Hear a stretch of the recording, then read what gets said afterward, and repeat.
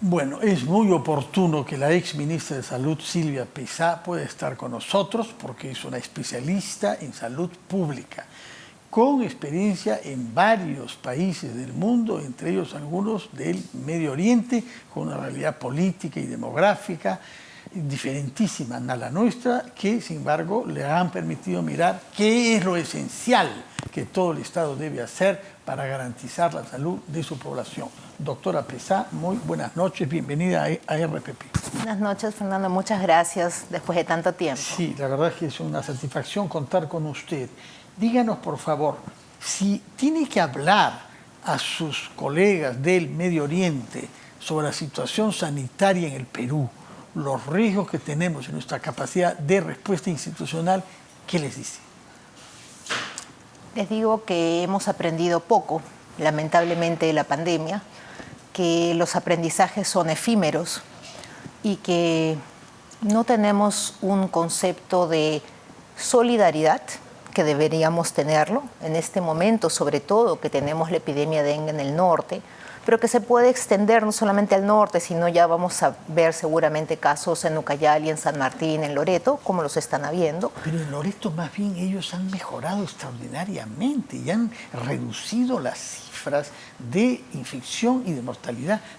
Hay un muerto en Loreto. Claro, un muerto es mucho. No, a ver, yo no me baso en el muerto, yo me baso en las estrategias de vigilancia y prevención, porque el que tengamos un incendio no es nada bueno. Y que apaguemos el incendio es porque lo tuvimos. Lo que hay que generar es estrategias sostenibles de prevención y de tratamiento de las acciones que ya sabemos que debemos hacer. Independientemente, ¿cuáles Fernando. son esas en este caso? Claro, en este caso, lo que debimos haber hecho, y me van a decir, ay Silvia, estás diciendo lo que debimos haber hecho. No, eso ya está documentado.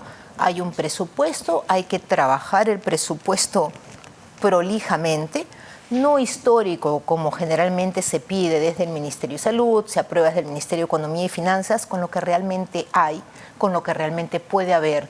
Para eso hay un sistema de vigilancia epidemiológica que tiene que funcionar como si fuera un reloj y hacer caso dentro de las autoridades a lo que hace el sistema, o sea, lo que te está alertando el sistema de vigilancia. Si ya sabíamos que iba a haber un breed, o sea, unos reservorios de mosquitos en el transcurso de febrero y marzo. Y tanto es así que la actual ministra ha firmado en febrero una resolución ministerial que la ha hecho DIGESA para hacer todo el sistema de ovitrampas, de los mosquitos, para evaluar las larvas, las pupas, para ver cómo se debía fumigar. Todo eso ya estaba en febrero. Entonces la pregunta que yo me hago y que yo creo que cualquiera que sabe de salud pública se hace es ¿por qué no lo hemos implementado?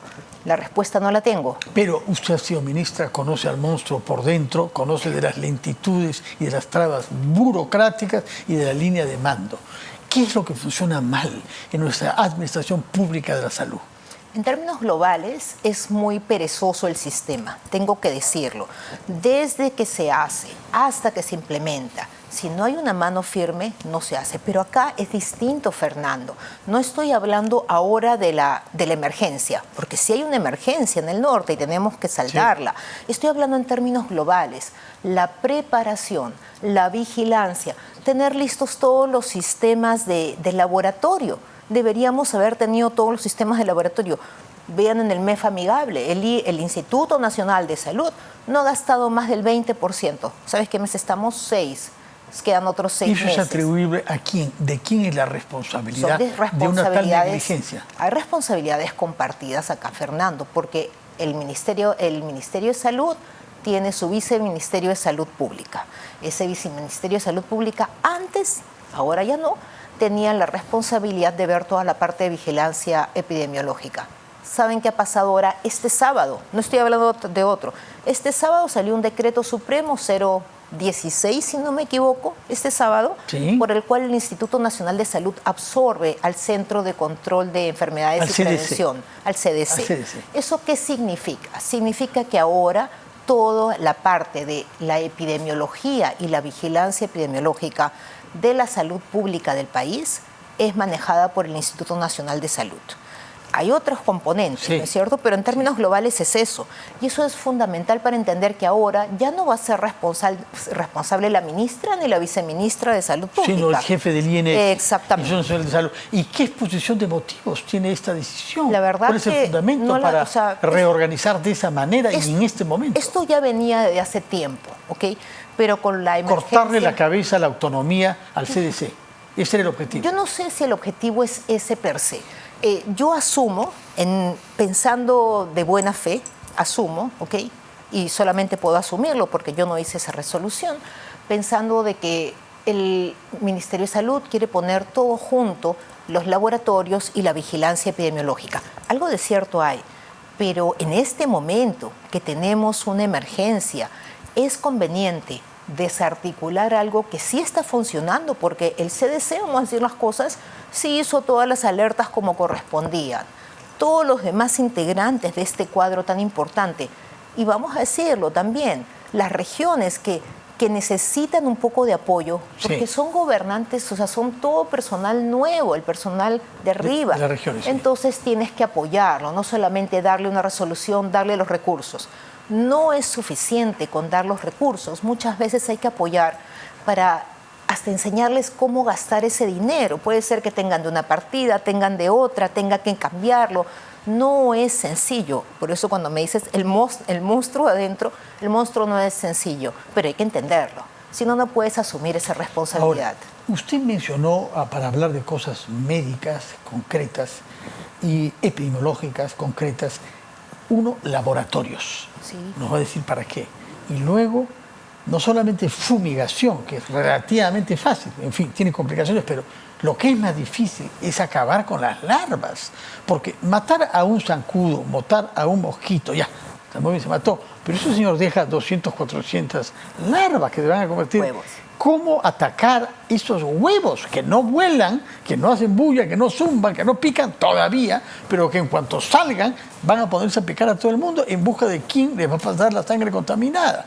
¿Qué se puede hacer eficazmente contra las larvas en un país como este, en donde llueve y va a llover por el Niño, y en donde hay charcos y en las casas hay una serie de hondonadas y concavidades en los que cabe agua, y donde las llantas a veces se usan como depósito de agua porque no todo el mundo tiene agua potable? Definitivamente, ahí hay dos cuestiones que hay que analizarlas y hay que trabajarlas. No es que hoy yo hago una campaña contra el dengue y dentro de 6 meses me olvidé. No, esa no es la lógica. La lógica es una campaña comprensiva, culturalmente aceptable, porque a veces no es culturalmente aceptable, comunicacional, que debe venir desde el gobierno regional, pasar por las autoridades locales y además trabajar con el gobierno nacional. Eso es por un lado. Mire que la comunicación es muy importante, pero por otro lado, hasta a veces da pena, porque uno ve los presupuestos contra el dengue en las regiones y lo que se ha distribuido es para cosas muy básicas y no necesariamente para comunicación local o regional, no necesariamente para campañas de recolección de inservibles. No, pues, no cuando llovió, después de que llovió me acordé que hubieron mosquitos, efectivamente, y ahí pongo los inservibles. ¿Qué es un inservible? Una llanta, un florero con agua, ¿qué más? Todo, hasta las canaletas que hay para que caigan, caiga la lluvia. Ahí en los bordes el mosquito efectivamente desova, ¿ok? Entonces hay que hacer una serie de procedimientos que son constantes. Estamos hablando de la fumigación, no solamente es la fumigación, porque la fumigación efectivamente, hay 2 fases, la fumigación mata a los mosquitos adultos, los otros deben ser removidos. Si tengo, por ejemplo, agua que he puesto en los barriles grandes, porque efectivamente no hay agua en tubería, entubada ¿en cuánto? ¿50%? Por lo menos 47% del país con toda seguridad. Del mundo rural, ¿no? En la zona rural peor. No, sí. También en la zona semiurbana, sí. Sorry. Entonces, lo que hay que hacer es garantizar y hacer planes pues a largo plazo. Ya, no lo hicimos ahora, pero lo dejamos hecho, un perfil de inversión para que tengamos agua intubada, para que tengamos saneamiento. Entonces, cubrimos varias etapas de un solo proceso. Entonces, pero también enseñarle a la gente. Claro, tú me dices, pero es muy complicado. Claro, pues ningún cambio de conducta es fácil, no vamos a negarlo, pero esto se produce con el tiempo y hay que tener la persistencia y el presupuesto suficiente para hacerlo. Presupuestos irrisorios, lo que nos van a dar son respuestas irrisorias. Lamentablemente es así. Usted ha subrayado el rol de la comunicación y la verdad es que si uno hace una encuesta en torno así, se dará con que hay muy poca gente que sabe cómo reconocer que hay larvas de huevos donde se están preparando mosquitos para salir a picar a todo el mundo. ¿Por qué no se ha difundido más imágenes y contado con la población para que ella se comprometa en esta tarea que es la más complicada, que es acabar con las larvas? Correcto. Hay una parte que es, vamos a llamarlo, del gobierno local, del gobierno regional y del gobierno nacional. Y tienen que trabajar conjuntamente. Y todos deben disponer de un presupuesto para hacer esta actividad una actividad permanente. No lo digo yo, ¿ya? O sea, no es que lo digo yo. En todas partes del mundo solamente funciona con proyectos a largo plazo de agua intubada, ¿okay? Que tiene que funcionar con comunicación, pero además con recojo de los inservibles. Cualquier guía técnica, cualquier estándar que usted vea en países que ahora tienen también casos severos y complicados de dengue, estoy hablando de Paraguay, estoy hablando de Brasil, estoy hablando de nuestro país, pero Colombia no se queda atrás, Chile ha tenido algunos casos, Argentina tiene todo el norte incendiado. Todos dicen lo mismo, hay que mantener esto con proyectos a largo plazo y proyectos inmediatos. ¿Por qué nuestro país, en términos de muertos, es el que está teniendo peores resultados en relación a los países que usted ha mencionado, seguido de cerca por Bolivia y después Brasil?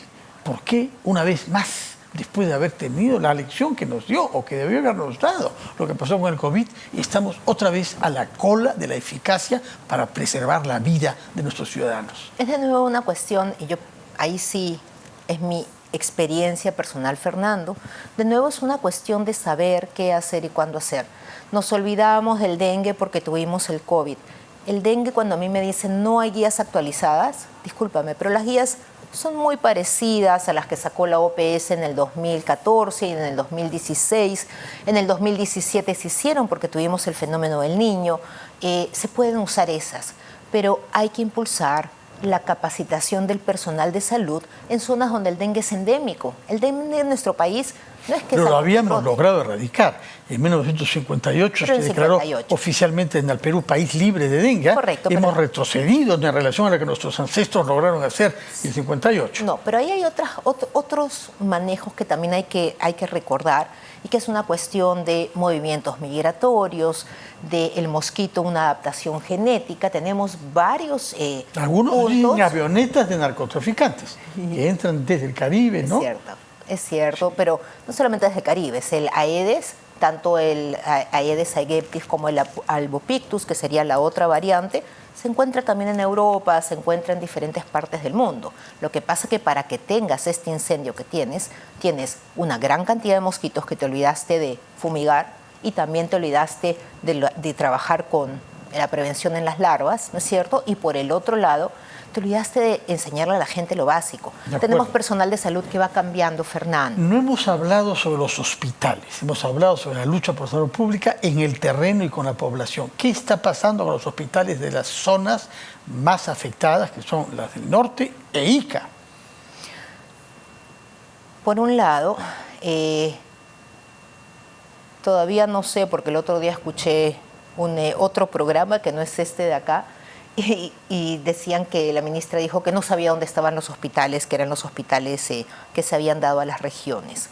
Hay una serie de hospitales de campaña que se dieron en el 2017 a las regiones para el fenómeno, para atender las patologías, cualquiera del fenómeno del Niño. ¿Okay? Esos hospitales parece que no se sabe dónde están, no se saben. Hay uno que se intentó poner inicialmente en la Videnita. Esa es la forma de trabajar en una situación de emergencia. Tienes los hospitales de campaña, no es barato ni comprar un hospital de campaña es sumamente costoso y tampoco mantenerlo. Entonces, si te dan un hospital de campaña, Fernando, yo siempre digo, ¿no? Te di la taza, pero no te di el agua. Me puedes decir, ¿para qué sirve la taza? Para nada, no sirve. Entonces, acá hay que ser muy cuidadoso. Sí, te ordeno que pongas el hospital de campaña. Bueno, un hospital de campaña para ser efectivo en un mes, más o menos necesita entre 15 a 20 millones de soles. No es poca plata. Pero claro, tiene lavandería, tiene agua, tiene desagüe, tiene todas las funciones, electricidad, etcétera, y no es que son pues 3 camas. Entonces necesita mantenerse de esa forma. Esto, agregado a que no se pudo hacer de forma separada los servicios de salud para dengue, que es una emergencia, de los servicios normales, pues yo creo, asumo, conociendo un poco la epidemiología local, que lo que van a empezar a pasar son mayor cantidad de casos de emergencias y urgencias no relacionadas con el dengue, lamentablemente. Si usted tuviera capacidad para decidir políticamente, ¿cambiaría en el equipo responsable? Hay gente muy valiosa, Fernando, y no lo puedo negar. Y hay otra gente que tiene que conocer un poco más del tema. Y además, ¿sabes qué? Que yo siempre lo digo, no solamente tienes que conocer, tienes que ser empático. ¿Y por qué digo eso? Porque he escuchado diferentes declaraciones desde la cabeza hacia abajo del ministerio. Desde la ministra hasta funcionarios. Sí. Hasta funcionarios que se supone que son de responsabilidad. Yo creo que no han entendido el contexto. El norte en particular viene de un ciclón, del ciclón Yahu, que han perdido prácticamente todo, donde tanto el director de salud puede ser, como la directora jefe, como diferente personal de salud que está ahí, seguramente también han sido afectados, ¿de acuerdo? Y puede ser que ahora también tengan afectados a sus familiares. Entonces yo creo que un poco más de empatía en vez de echarle la culpa al personal de salud que no hace las cosas. O a las regiones, sí. Exacto. Ahora, una última pregunta. El historiador de la medicina, Marcos Cueto, que es una autoridad en esta materia, ha declarado el domingo en El Comercio que si hubieran casos, bastantes, en las ciudades, en Lima en particular, esto sería una catástrofe nacional. Pero como pasa en provincias remotas, hay un centralismo y una actitud discriminatoria que hace que la clase política no se comprometa con el tema. Bueno, el doctor Cueto ha sido mi profesor hace muchos años y yo lo respeto mucho. Creo que no pasa por ahí. Creo que pasa por una conciencia de que cuando quieren las regiones se autodenominan independientes, y cuando no funciona así. Creo que hay una desconexión total del ministerio en este momento, del Ministerio de Salud estoy hablando, con las regiones, y que deben trabajar conjuntamente. Si se pudiera trabajar conjuntamente, que creo que ahora está haciendo el esfuerzo de la ministra, lo creo, no puedo aseverarlo, no lo he visto y no he visto grandes actividades que reflejen eso. Pero si fuera así, lo felicito. Y si no, va a tener que cambiar el rumbo y escuchar a su gente. Regresará usted para decirnos con claridad lo que piensa y lo que es bueno para nuestro país. Silvia Peza, ex ministra de Salud, experta en salud pública, muchas gracias por su presencia. Que tenga